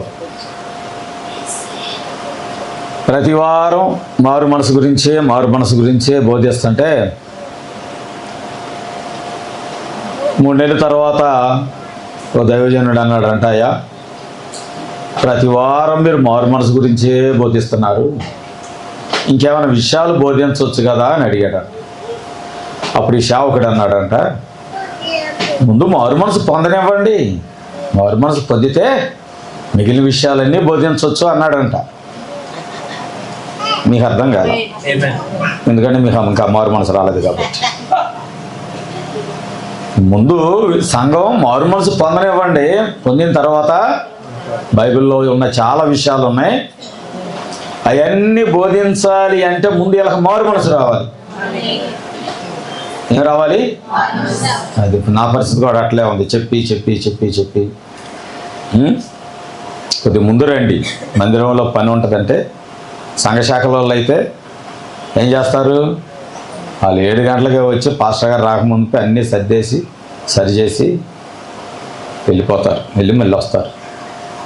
మనకేమో ఆ క్రమం లేదు. చూసేది పొద్దున్నే ఈ లైట్లు కట్టాలన్నా డెన్నీ కట్టుకోవాలా, పరదాలు కట్టుకోవాలన్నా డెన్నీ కట్టుకోవాలా, అన్నీ డెన్నీ కట్టుకోవాలి, బెన్నీ చేసుకోవాలి. ప్రార్థన అయిన తర్వాత చేస్తున్నారు, కుర్చీలు తీసుకెళ్తారు, ప్రార్థన అయిన తర్వాత చేస్తాం. మరి ప్రార్థన ముందు అవి కూడా చూసుకోవాలి. అది 6 ఎగ్జామ్స్ రాయాలి, 3 రాసి 3 మేము రాయమంటే ఫెయిలే. కనుక అన్ని పనులు చేయాలి, అది నేర్చుకోవాలి సంఘం. వచ్చే ఆదివారం నుంచి మరలా చెప్పించుకోరని నేను అనుకుంటున్నాను. లేదంటే నేను కూడా మారు మనసు గురించి స్టార్ట్ చేయాల్సి వస్తుంది. ఇంకంతే మరి. ఎందుకంటే మీరు మార్పు చెందిన తర్వాతే వాక్యాన్ని వింటే బాగుంటుందేమోనని నాకు అనిపించింది. ప్రవక్త మాట చెప్పగానే నిజమే ప్రభు, నేను కూడా అలా చేస్తే మంచిది, సంఘం మారిన తర్వాతే మిగిలిన విషయాలు బోధిస్తే బాగుంటుందేమో అని అనిపించింది. మరి ఎందుకు నిర్లక్ష్యమో తెలియదు. ప్రైవేట్ పనికి వెళ్ళాలంటే ఇంట్లో 1-2 గంటల ముందు బయలుదేరుతాము, ఉద్యోగానికి వెళ్ళాలంటే 1 గంట ముందు బయలుదేరుతాము, వ్యాపారానికి వెళ్ళాలంటే ముందు బయలుదేరుతాం, కొట్లు తెరవక మునిపే విజయవాడలో ఉంటాము, ఇంకేదన్నా పనికి వెళ్ళాలంటే ముందే వెళ్తాము, ట్రాక్టర్ పనికి వెళ్ళాలంటే ట్రాక్టర్ రాకముందే రోడ్డు మీద ఉంటాము. ఏదైనా పని అన్నిటికీ ముందు ఉంటాం, కానీ ప్రార్థనకి మాత్రం వెనుకుంటున్నాం. ఇది సరైన విధానం కాదు అని నేను మీ ప్రేమతో చెప్తున్నాను. సిద్ధపడండి, ముందుగా రండి. ఎందుకంటే ముందు రావటాన్ని బట్టి చాలా మేలులు ఉంటాయి, అవి మీకు తెలియట్లా. చాలా మేలులు ఉంటాయి, కనపడని మేలులు ఉంటాయి ముందు రావటాన్ని బట్టి. ఈరోజు ఒకవేళ వాక్యంలో వస్తే కొన్ని చెప్తాను. నేను దాదాపుగా 8 పేజీలు 8 పేపర్లు సిద్ధపాటు చేసుకొని వచ్చాను. అది దేవుడు ఎంత నడిపిస్తాడో నాకు తెలియదు. ఒక శ్రేష్టమైన వాక్యాన్ని తీసుకొని వచ్చాను, మీకు మంచి వర్తమానం అందించాలని. దాంతోపాటు మీకు మారు మనసు కూడా కావాలని అనిపిస్తుంది నాకు. సరే, ఏదేమైనప్పటికీ వచ్చే వారంలో మధ్యవారంలో మీరు అందరు కనపడరు కాబట్టి ఇప్పుడే చెప్పాలి ఏ చెప్పినా, లేదా పారిపోతారు దొరకరు. వచ్చే వారంలో 20 అంటే వచ్చే ఆదివారం దాటిన తర్వాత ఇంకో ఆదివారం ఉంది, స్త్రీల కూడిక ఉంది 26వ తారీఖున. దాని కొరకు సాధ్యమైనంత వరకు మీ బంధువుల్లో స్త్రీలలో ఎంతమందిని దేవుని సన్నిధికి నడిపించగలుగుతారో అంతమందిని మరి దేవుని సన్నిధికి నడిపించండి. పగలే 11 గంటలకు ప్రేయర్ అయిన తర్వాత స్త్రీల వరకే, పురుషులకు లేదు, స్త్రీల వాళ్ళకి భోజనాలు ఉంటాయి. పనిచేసిన వాళ్ళకి కూడా ఉండవు భోజనాలు, ప్రార్థనకు వచ్చిన వాళ్ళకి భోజనాలు ఉంటాయి. ఆ విషయాన్ని కూడా గుర్తుపెట్టుకోండి. కనుక ఆ విషయాన్ని గుర్తుపెట్టుకొని సాధ్యమైనంత వరకు ఎంతమంది స్త్రీలను నడిపించగలిగితే అంతమంది స్త్రీలను మీరు దేవుని సన్నిధికి మీరు నడిపించండి. తర్వాత వచ్చే నెల 3వ తారీఖున పుల్లూరులో ఒక పెద్ద పబ్లిక్ మీటింగ్ ఒకటి ఉన్నది, దాని కొరకు ప్రార్థన చేయండి. వచ్చే సంవత్సరము దేవుడు పుల్లూరులో కానీ లేకపోతే మరుసుమల్లిలో కానీ దేవుడు ఈ 2 స్థలాల్లో ఒక సెంటర్ ఓపెన్ చేయడానికి దేవుడు ద్వారం తెరుస్తున్నాడు, మార్గం తెరుస్తున్నాడు. దాని కొరకు మీరు ప్రార్థించవలసిందిగా ప్రభుపేట మనవి చేస్తున్నాను. దేవుని చిత్తమైతే వాళ్ళ సాయంకాలము నాగులూరు వెళ్ళవలసి ఉంది, పాత నాగులూరు. ప్రార్థన చేయండి. అక్కడ ఒక దైవజనుడు చనిపోయాడు, తెలిసిన సేవకుడు ఒక ఆయన, మంచి దైవజనుడు ఒక ఆయన చనిపోయాడు. కనుక మీరు ప్రార్థన చేయండి. దేవుని యొక్క వాక్యము నిమిత్తము స్థలం ఇవ్వండి, వచ్చే వాళ్ళకి దారిలో అడ్డు లేకుండా.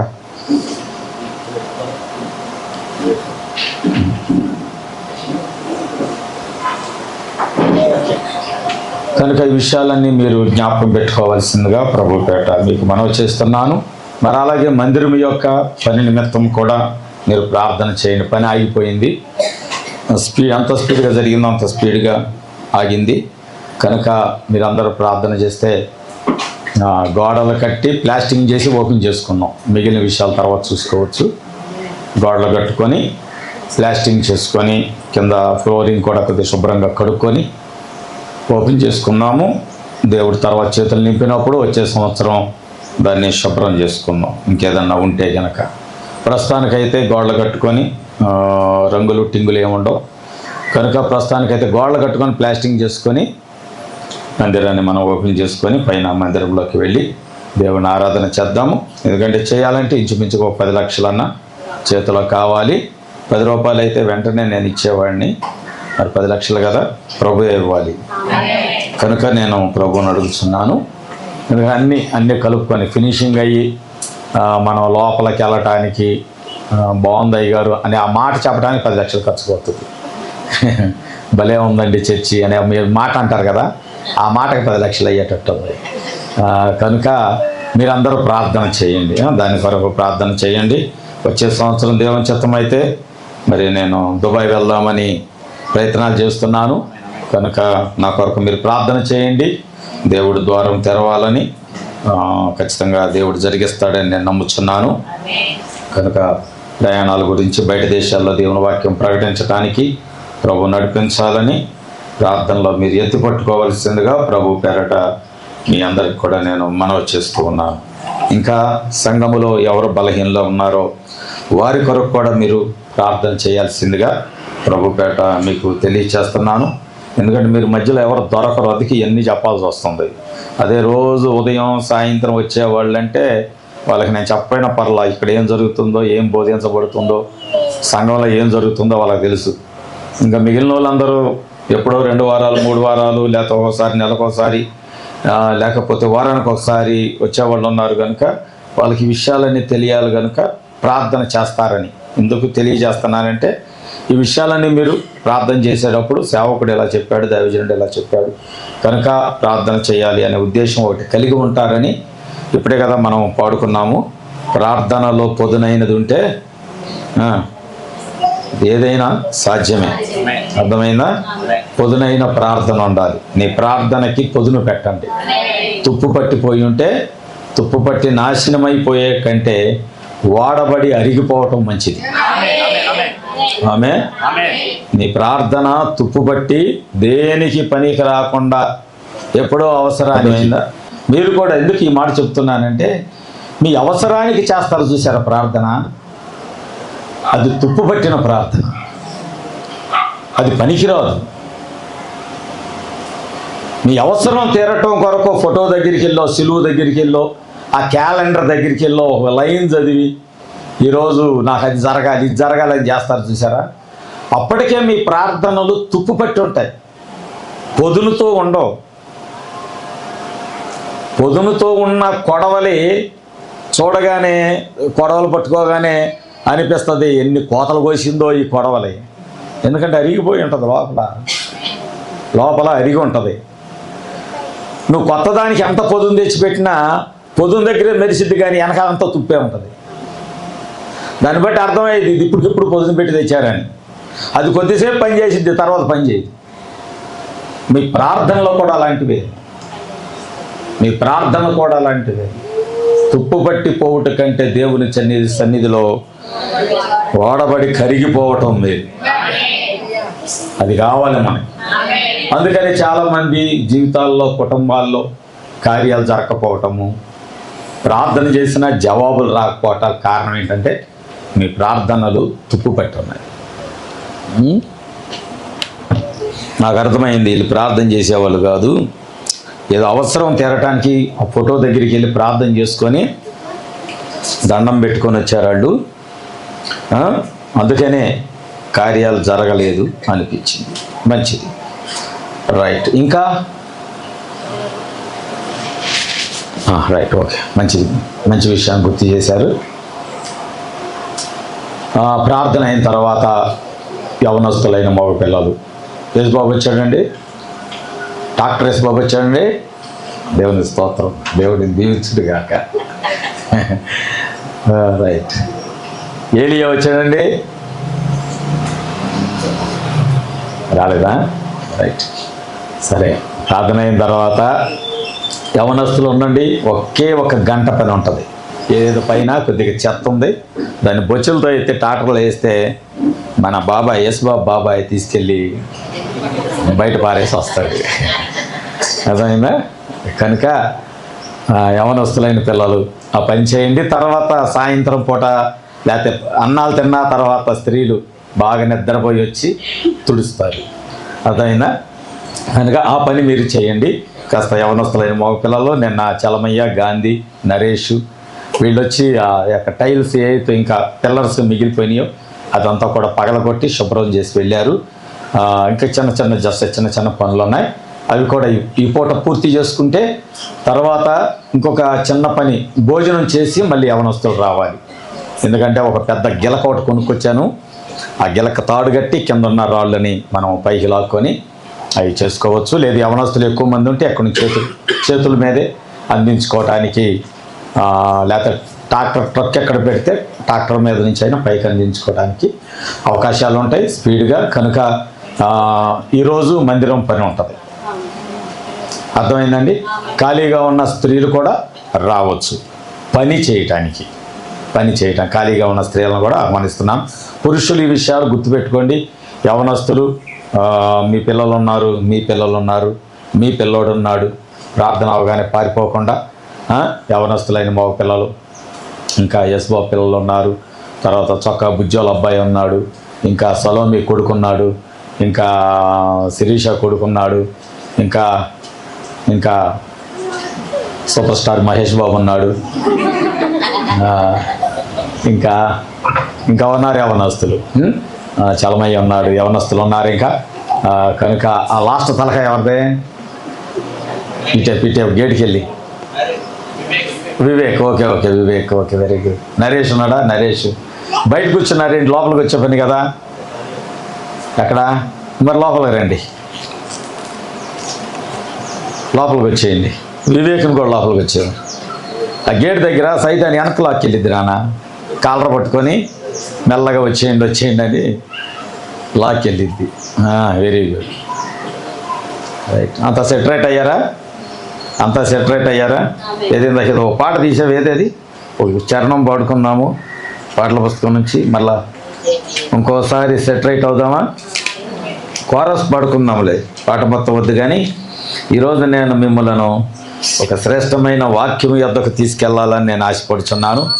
చాలాసార్లు వినుంటాం, కానీ దేవుడు మరొక కోణములో దేవుడు మనల్ని నడిపించాలని ఆశపడుచున్నాడు.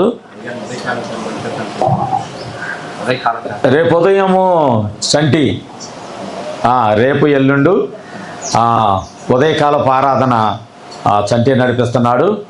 సాయంకాలము ప్రతిరోజు బెన్ని 7 ముద్రలు చదివి వారికి వినిపిస్తున్నాడు. మొదటి ముద్ర అయిపోయింది, 2వ ముద్ర నడుస్తుంది కదా? Right, okay. 2వ ముద్ర నడుస్తుంది. దాని కొరకు ఇంకా సిద్ధపడి వచ్చేవాళ్ళు రావాల్సిందిగా ప్రభుపేట మీకు మనవి చేస్తూ ఉన్నాను. తర్వాత ఇంకా మనకి తక్కువ రోజులే ఉన్నాయి. ఇవాళ తారీఖు ఎంత అండి? 17వ తారీఖు. ఇంకా ఎన్ని రోజులు ఉన్నాయి? 13 రోజులు లేవు. మధ్యలో ఆదివారం ఒకటి ఉంది కనుక ఇంకా 12 రోజులు, కరెక్ట్గా 12 రోజులు ఉంది. ఈ 12 రోజులు కూడా ప్రార్థన మానకుండా రండి. ఖచ్చితంగా మీ కొరకు దేవుడు తన రెక్కల చాపుంచాడు. ఆమేన్. వారికి ఆయన ఆశ్చర్య దుర్గముగా ఉండబోతున్నాడు. Praise the Lord. ఖచ్చితంగా ఆయన ఆ పని చేయబోతున్నాడని నేను నమ్ముచున్నాను. దేవునికి స్తోత్రములు.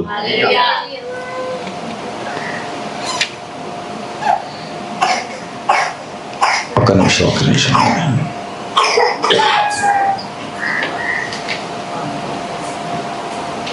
ఇంకా దేవుని పని కొరకు ఎవరైనా గుప్పెలు విప్పాలని ఆశ ఉంటే, హృదయంలో ఉంటే, ఖచ్చితంగా మీ యొక్క కానుకలను నేను ఆహ్వానిస్తూ ఉన్నాను. ప్రేమపూర్వకమైనటువంటి కానుకలను. ఎందుకంటే పని అయితే చాలా ఉన్నది, దాని కొరకు మీరు ప్రార్థన చేయండి. అలాగే నాకు ఒక అవసరత వచ్చి పడింది, దాన్ని కూడా మీ ఎదుట పెడతాను. నాకు ఒక 10 లక్షల రూపాయల అవసరం వచ్చి పడింది, చాలా అర్జెంట్ వచ్చి పడింది. ఎంతమంది ప్రార్థన చేస్తారు? ఖచ్చితంగా దేవుడు అవసరత ఈ వారంలోనే తీర్చబడాలి. ఎందుకంటే నా ప్రార్థనకి పొదును పెట్టించా, నా ప్రార్థనకి గట్టిగా పొదును పెట్టించా. ప్రార్థన చేయండి.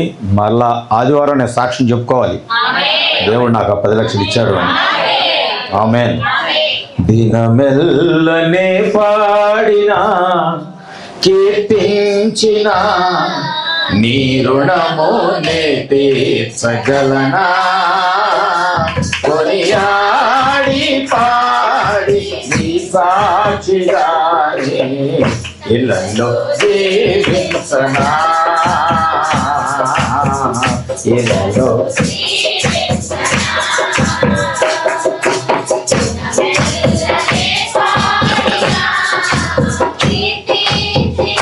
పురుషులు కూడా పాడాలి. దేవుని ఆత్మ పురుషులను కూడా తాకాలని నేను కోరుకుంటున్నా. కొనియాడి పాడి నీ సాక్షిగానే ఇళ్ళలో జీవించనా. ఇళ్ళలో జీవించనా. గాయపడిన సమయాన నా గాయాలు కడిగిన దేవా, ఆకలైన వేళలో ఆహారమిచ్చి నన్ను పోషించినావు దేవా. గాయపడిన చప్పట్లు కొట్టాలందరూ. ఆమేన్. గాయాలు కడిగిన దేవా, ఆకలైన వేళలో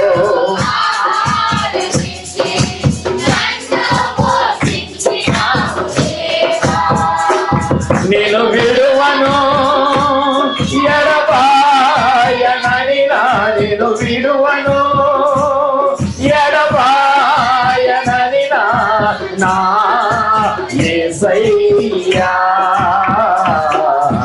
దినమెల్లనే పాడినా కీర్తించినా నీ రుణమునే తీర్చగలనా. కొనియాడి పాడి నీ సాక్షిగానే ఇళ్ళలో జీవించనా, ఇళ్ళలో జీవించనా.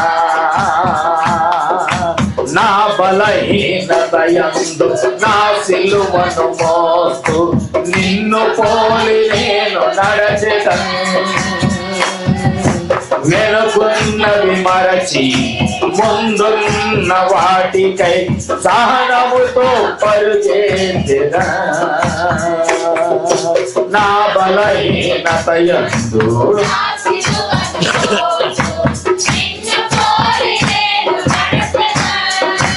ఆమేన్ ఆమేన్. ముందున్న వాటికై సహనముతో పరుగెత్తెదా. ఉన్నత పిలుపునకు కలుగు బహుమానము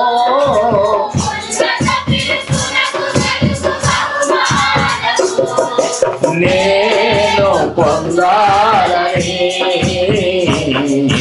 దినమెల్లనే పాడినా కీర్తించిన నీ రుణము తీర్చగలనా. కొనియాడి పాడి నీ సాక్షిగానే ఇళ్ళలో జీవించనా.